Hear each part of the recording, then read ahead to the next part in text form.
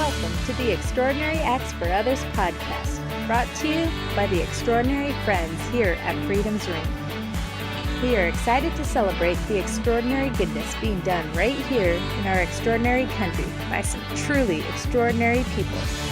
It is our sincere hope that we will excite your spirit, and after listening to today's podcast, you will excitedly go out and do your own extraordinary acts for others in your community. Are you ready? Let's get excited. Thank you all for joining us here today on this episode of the Extraordinary Acts for Others podcast. We are so happy to be back from our short spring break and to bring more stories of wonderful goodness that's happening around us. Today, our extraordinary guest is Vanessa Hornedo from Inspiring Hands. She was inspired for a life of service after taking a service trip herself to the Dominican Republic and doing a service year here at home.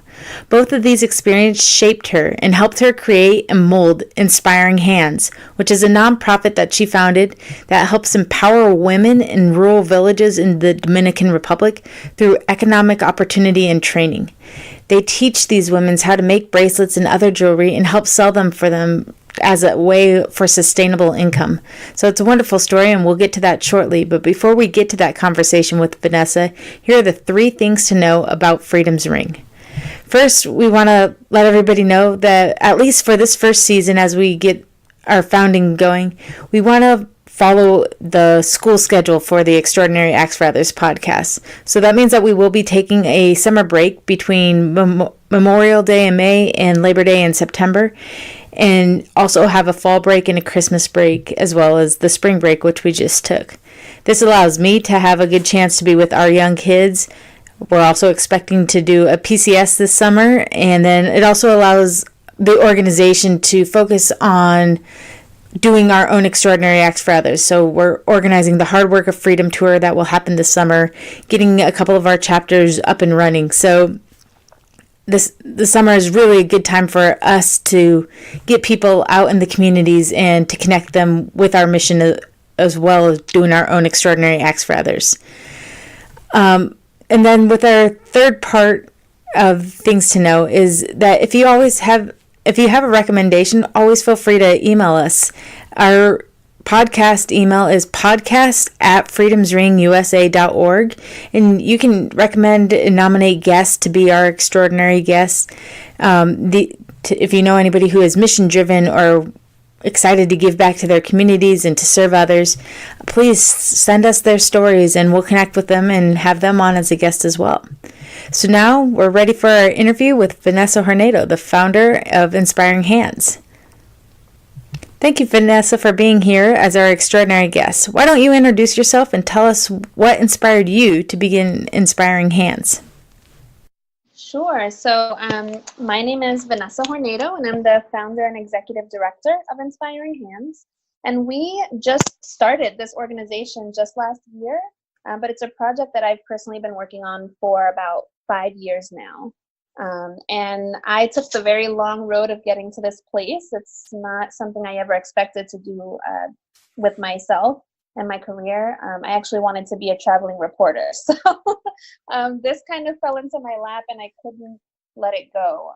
In 2013, I actually accepted a year-long service opportunity in Dominican Republic. And that was after studying journalism at UCF here in Orlando, Florida.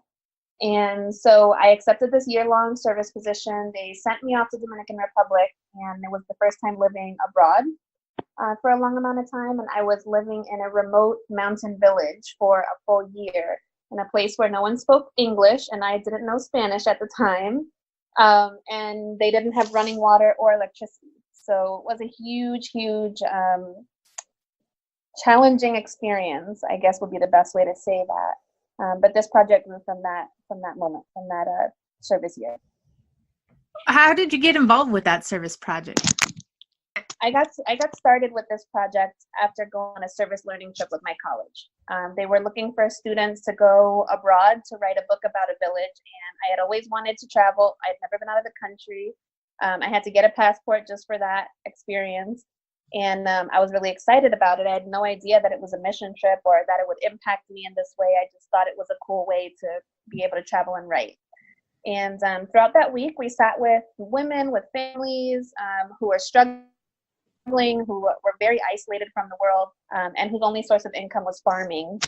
And we learned a lot about how they lived, how they grew up, what they do to survive, and that they were really happy, where they were, even though it was so different from what I had experienced in my own life, and the things that I didn't have or that they didn't have didn't matter in those conversations, and I really enjoyed that. And so that week-long trip, I needed to return, and so I had gone on a couple more trips after that, and through my college career, just stayed in touch with the people who were on that trip with me. And so eventually someone somehow sent me an email and said that they were looking for a year-long service volunteer to do this project in the Dominican Republic. And since I had gone, they thought it might be an opportunity for me. So I was kind of wrapping up my college career.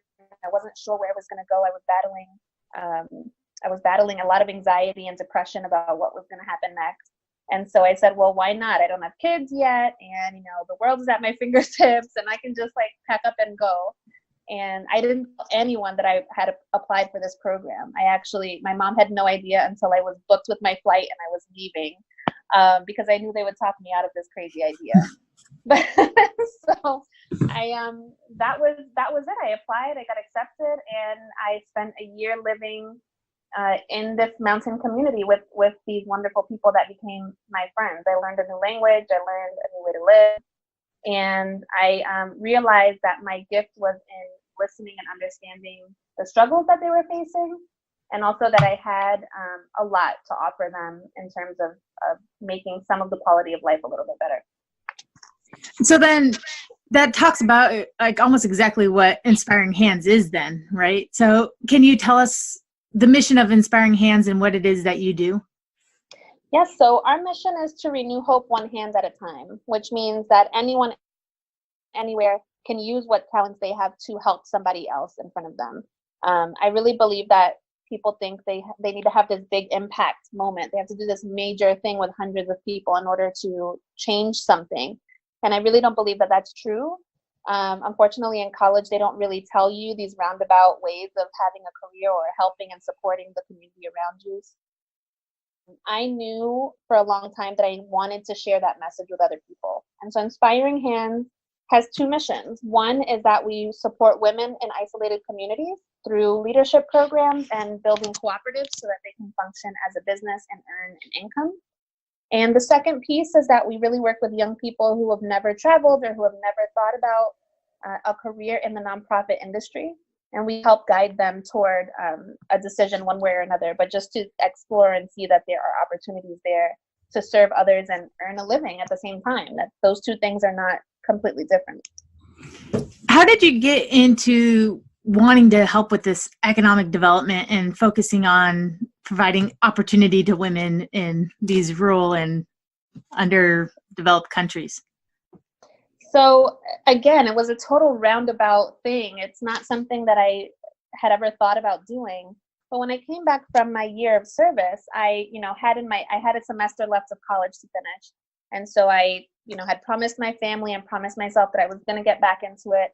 And I did. I applied for an internship and I was off to Washington, D.C. to be a reporter over in, checking out things that were happening at the White House and the Supreme Court and all these things that should be a dream for someone who wants to be a reporter. And I was completely miserable. I just didn't understand this idea of sticking a microphone in someone's face during a challenging moment or writing about a difficult situation that you couldn't solve because you had to be neutral.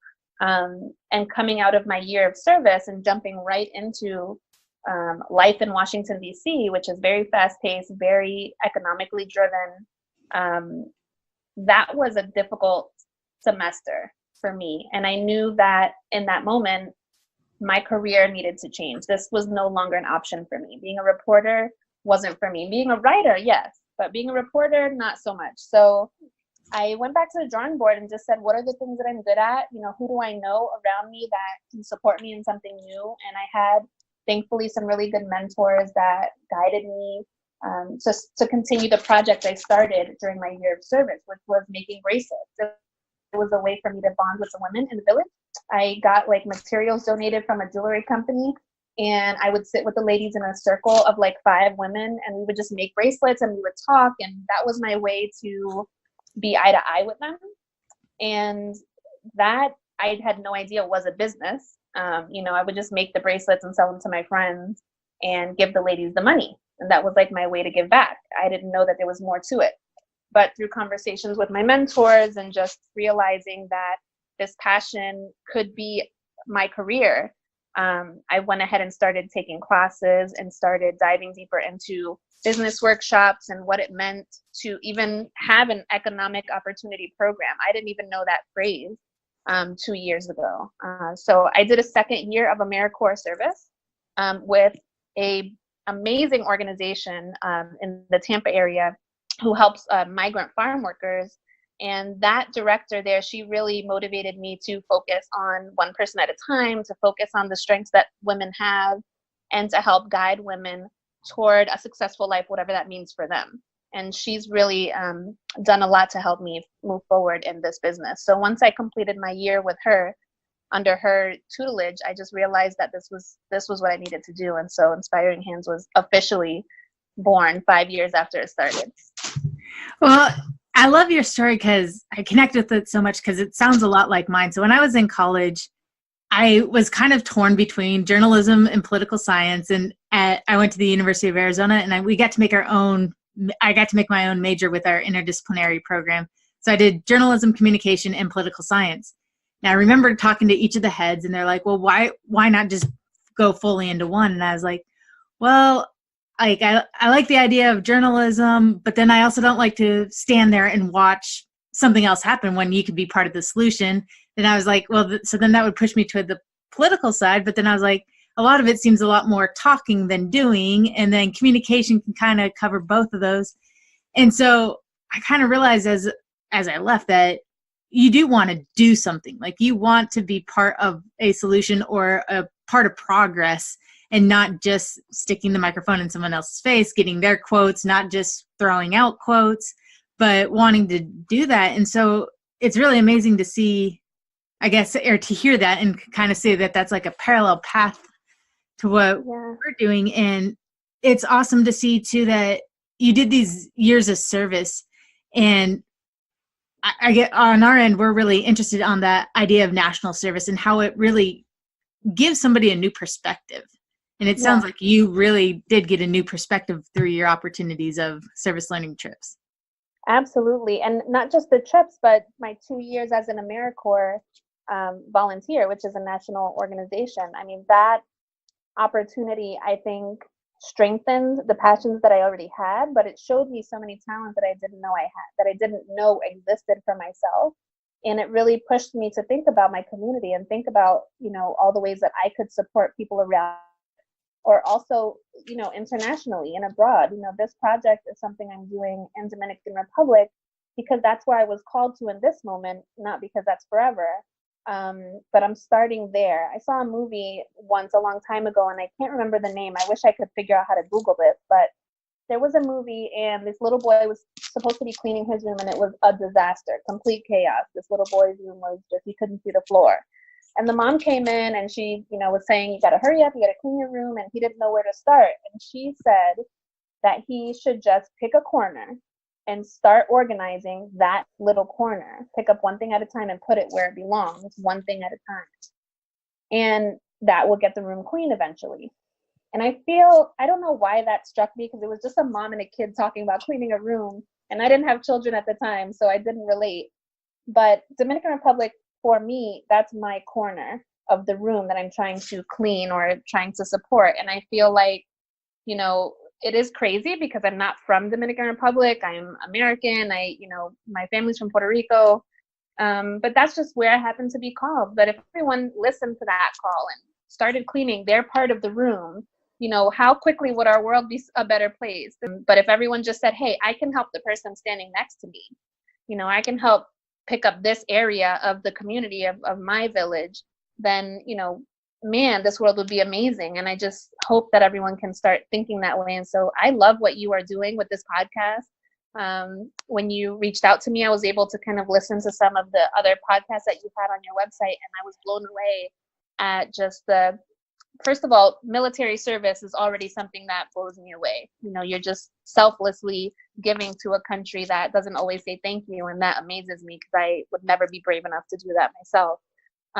But again, my journey took me to AmeriCorps service, which is a separate type of service. And I just love hearing how other people have been able to take what they know and build something out of it and try to support the community in their small way. And I just hope that these stories that you're sharing will do that for other people. Like, let's just all do something to clean our part of the room so we can get somewhere, get to a good place. Is that part of your reasoning of targeting young people and introducing them opportunities to do these international trips to the Dominican Republic and serve? Yes. So I am definitely targeting high school seniors and college students who have never maybe been able to travel because of finances or, other opportunity barriers, because I don't think people are receiving that message at that age that this is a career path for you, that you could help people for a living. You could be positive in the world for a living. You're not told that. If you want to make money, you've got to be a banker, you've got to be a doctor, a lawyer. I'm certainly in my family, I was raised thinking I was going to be a doctor, and that went left really fast when I took biology my first year of college. But, it didn't work for me.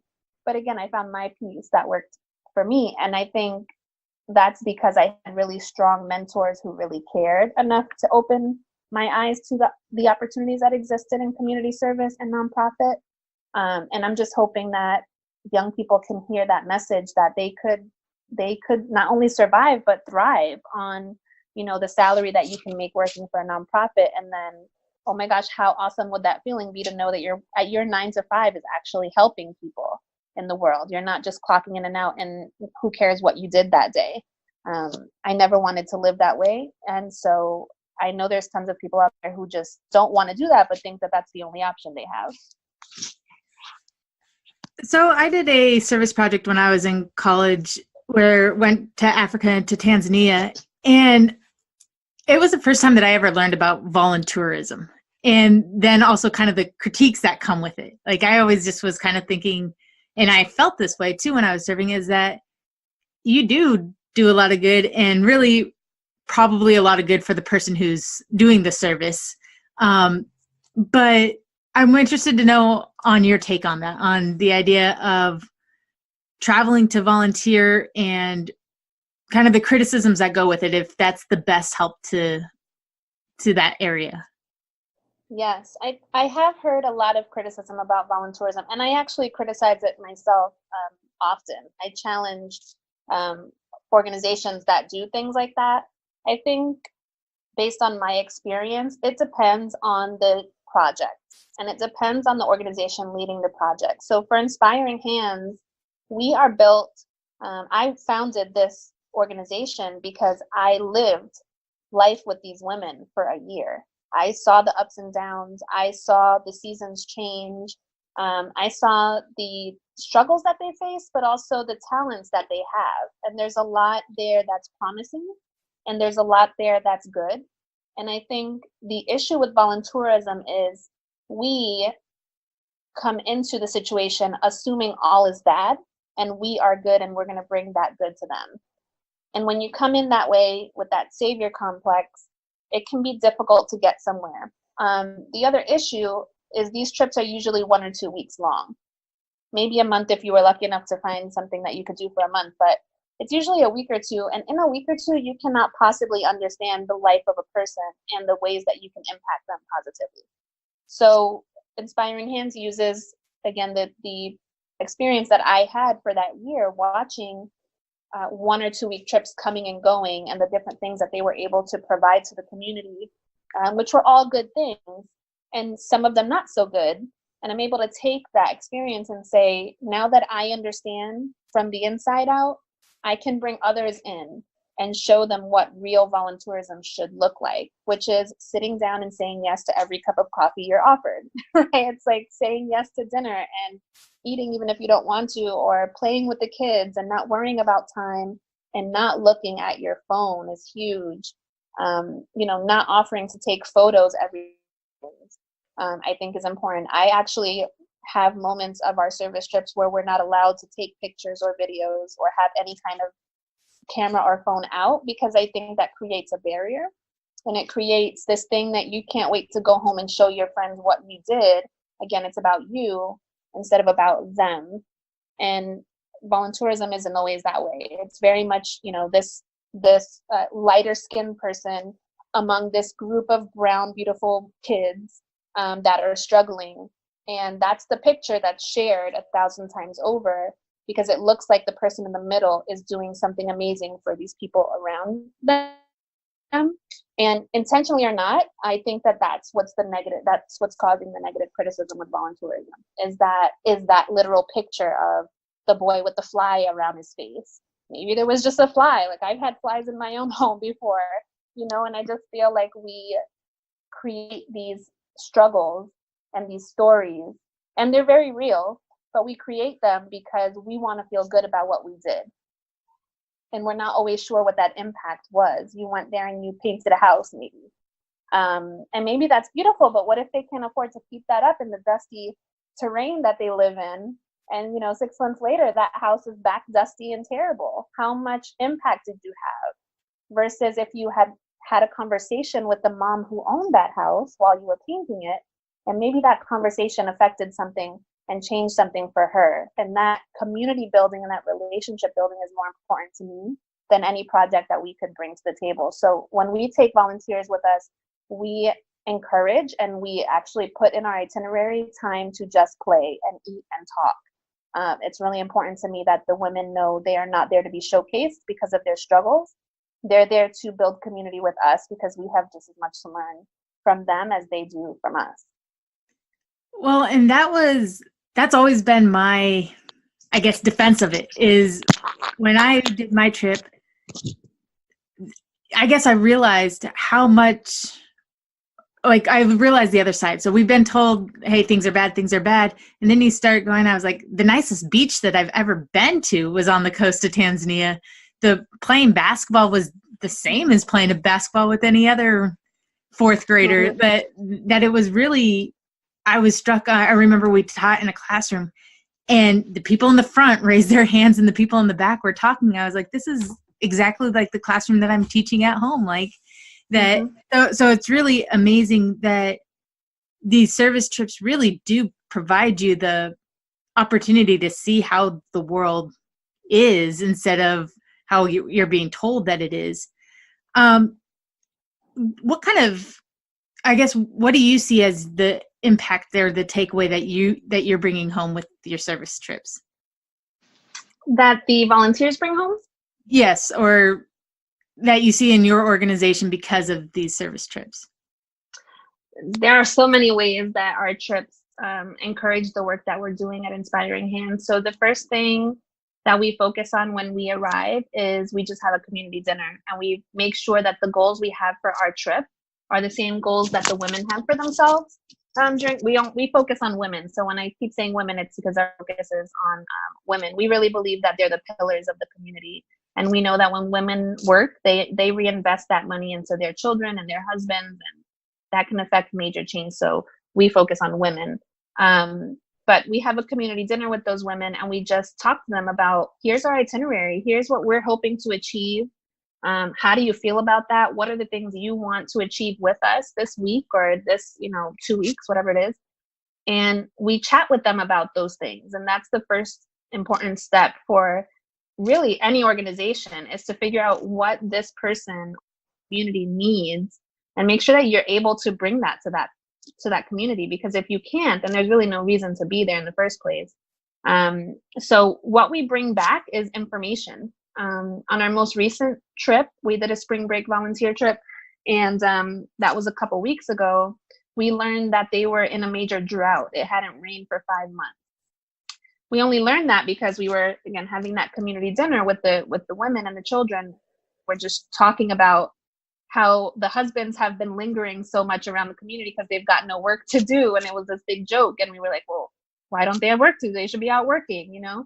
And the women were like, well, they can't plant the seeds because the soil or the ground is too dry. It hasn't rained in 5 months. And so the men have literally nothing to do because that's the only form of income. And that's real. You know, that never would have come out if we hadn't been just sitting and talking. And so we brought that back with us and just started to try to brainstorm, like, what can we do right now in this moment to help these people with this struggle? Because if they can't plant seeds that was a couple weeks ago, so probably now, they won't have income the rest of 2019. That's huge.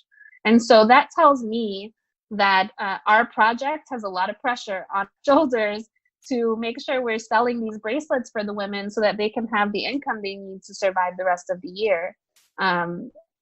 Hopefully it rains and this isn't an issue and we're just supplementing that, right? But we know that the challenges they're facing are real because we spend time building relationships and trying to understand what they're really going through. Do you get a lot of support from the men in the communities? Not at first. When we started this program, this project, it was just a project. As I mentioned, I would sit in a circle with just a couple of women and we would just make bracelets. And it was just a kind of a social time for them and a learning moment for me. And the men would hover because the women are supposed to be washing clothes or cooking. And what's this thing you're trying to do? Like, they don't get to sit down and just talk. And when I started talking, making kind of noise, I should say, about earning money, that was really difficult because their culture, you know, the gender roles are still very strong. Men work, women are home. And that can be positive or negative, right? I knew that was never me, but a lot of women enjoy being home. And we have a choice in America to say we want to be home with our children or not.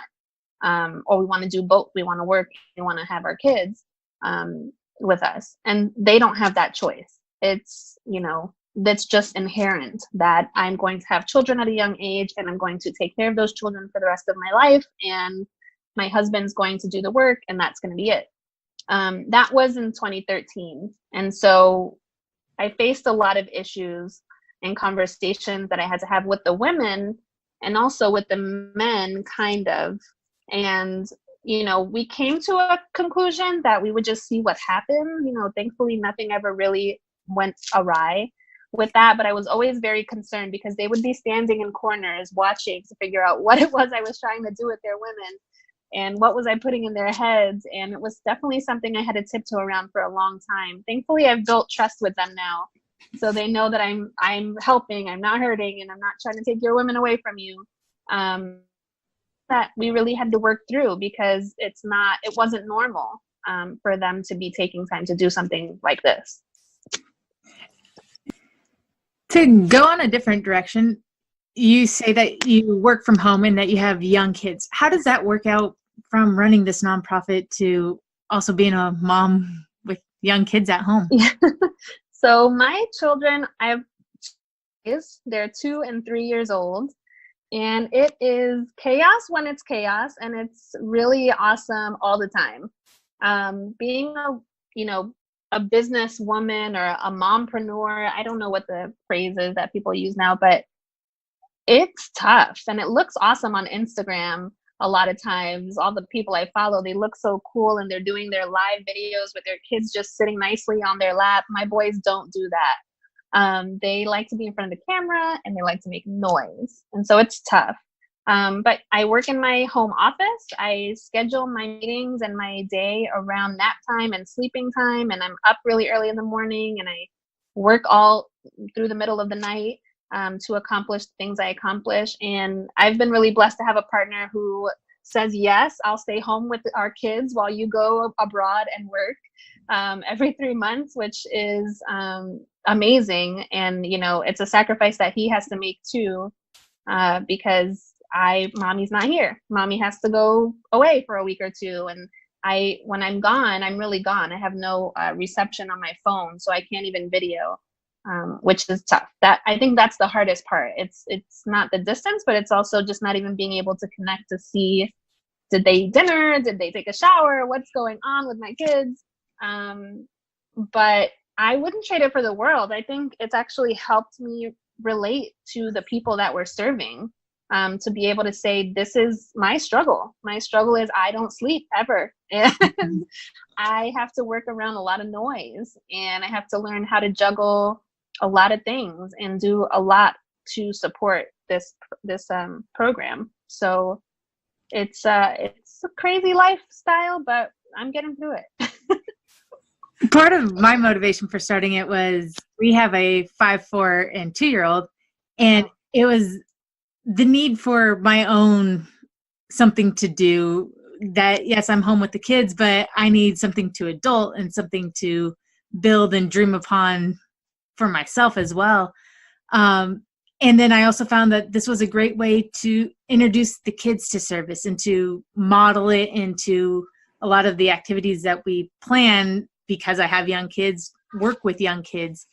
How has that been for you? Like, is this part of trying to introduce them to serving and to thinking of how they can give back in their communities and clean their corner of the world? Yes, I'm starting with them learning how to clean their Legos. If I step on one more, I'll go crazy. But yeah, I mean, I want them to know that mom was doing her part and that it was easy for her to do that. I want them to see the reality of owning a business, but I also want them to know that it's not the idea to help someone, that it's just normal everyday life, that you're supposed to help others who need you with whatever talent you have. Bracelet making is like a hobby for a lot of people, but I've used that skill to create something for myself, and whatever skill they end up learning that they have, I hope they'll use it to help others, and that they'll remember all the hard work that mommy and daddy were putting into their businesses and the flexible schedules that we have because of that, which has its positives and negatives. That they'll grow and understand that that's what life is about. I don't want my kids to think their only option is to be a doctor, although that's awesome. We need doctors and lawyers, but I don't want them to feel like if I'm going to be someone in the world, I have to go to medical school. I want them to know that they can just start where they are, that they can be 8 years old and sell lemonade and literally help their whole entire neighborhood with that lemonade stand. That's a dream. That's really a dream for me. Finally, what is some of your biggest dreams for Inspiring Hands? Where do you like it to go? Everywhere. We definitely want to be local. So we're looking forward to some partnerships with organizations that work with refugees here in the US. We find that might be our next niche, to help those women start cooperatives and be able to learn what it means to live in America and have all the opportunities that there are here that are really hard to find when you're new, when you don't understand the language. So we're working on some partnerships there.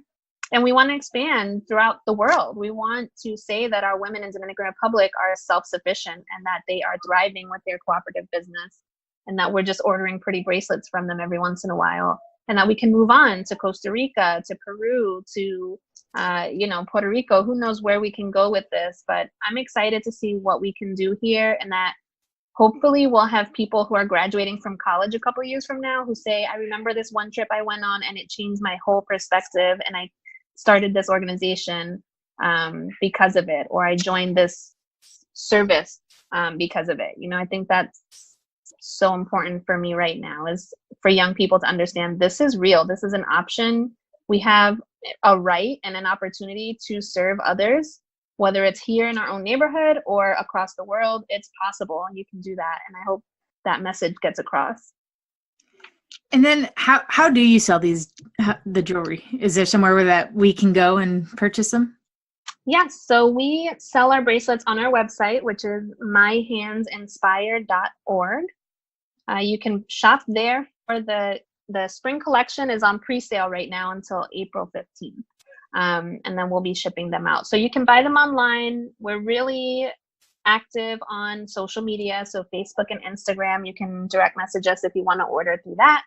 And then once in a while, we'll be in person at a market event. But most of the time, it's through our website. That's awesome. Is there any last words that you want to have, or anything that we didn't cover that you would like to mention? Grateful for the opportunity to share my story and that you all are doing such amazing work. So thank you for inspiring hands around the world with these stories, because I was inspired by your website and I'm so motivated by what you are trying to do and what these people on your podcast are doing. And so I'm just really grateful to be one of those people. So thank you for that. Well, thank you, Vanessa, so much for sharing your story about inspiring hands with us. We are always inspired by people who are doing extraordinary goodness here and around the world, and really showing us that our country is so generous and so giving. And so your story is truly extraordinary. If anybody wants to learn more about Inspiring Hands, they can follow them on Facebook and Instagram. They are Inspiring Hands, or you can visit their website, myhandsinspire.org. So now it's time to share some of our spirited stories from communities across the country of people doing extraordinary acts for others. We celebrate these stories because of the goodness in them raises our spirits and allows us to be inspired to do our own positive contributions to America. So when you see good news happening in our country, tag @FreedomsRingUSA or use the hashtag Extraordinary Acts for Others. Our first story comes from Connecticut, where rapper 50 Cent just sold his 51-bedroom mansion.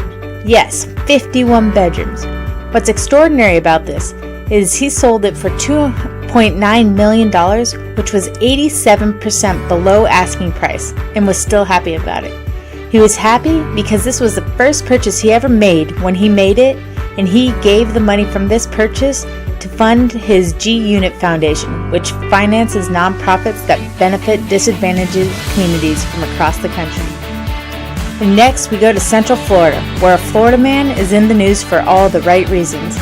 Johnny Fluitt lived homeless for most of his life, but is using his experience to give back to an organization that served him well. Food Brings Hope. Currently, Johnny is a high school senior who's dual enrolled in community college, works part-time, has an internship, and still finds time to volunteer and to give back, to provide nourishment to those homeless youth in his community.